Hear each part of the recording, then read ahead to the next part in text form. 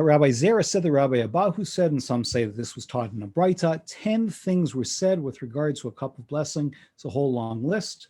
I've got elliptical dots to skip to the, cut to the chase. One takes it in two hands and places it in one's right and fixes one's eyes upon it. If you ever go to a Hasidic home or to homes that are influenced by a Hasidic tradition, very often one of the children will come to the head of the household, usually the man, and they will take the cup and they will place it in his palm. And then he will hold the cup of Kiddush like this. Stemmed Kiddush cups don't work so well for this, for this particular kind of practice.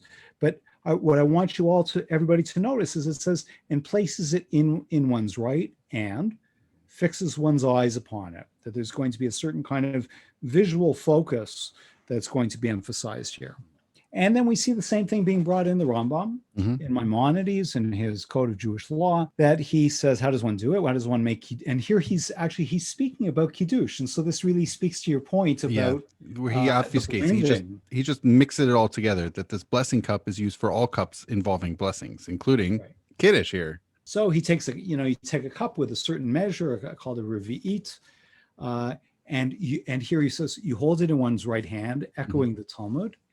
But interestingly, he says, and does not assist the right hand with the left hand. Wow. Okay. And I want to draw careful attention to that as the Talmud didn't say whether the left hand plays a role or does not play a role, but the Rambam is saying, no, you're going to be holding it. You're going to be holding like this and keep your left hand away. This is a section from the Zohar, from a later stratum of the Zohar called Raya Mehemna. It's probably written in the early 14th century.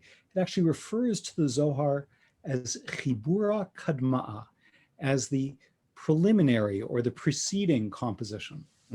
And here it gives a list of 10 rules regarding the cup the cup of blessing.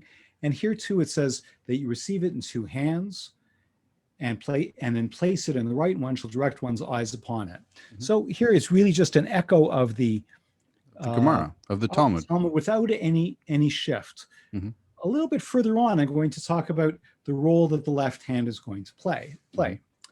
Receiving it in his two hands, just like the Torah, which came as two tablets, 5 utterances on one tablet, corresponding to 5 fingers of the right hand, and 5 on the second tablet, corresponding to 5 tablets of the left hand. So you're receiving it like this, and then making Kiddush like this.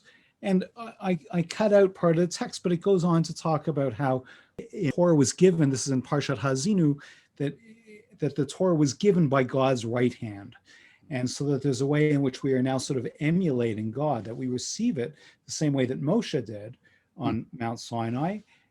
But then that ultimately we're going to be holding it the same way that God holds what? Not the 10 tablets, but the entire Torah.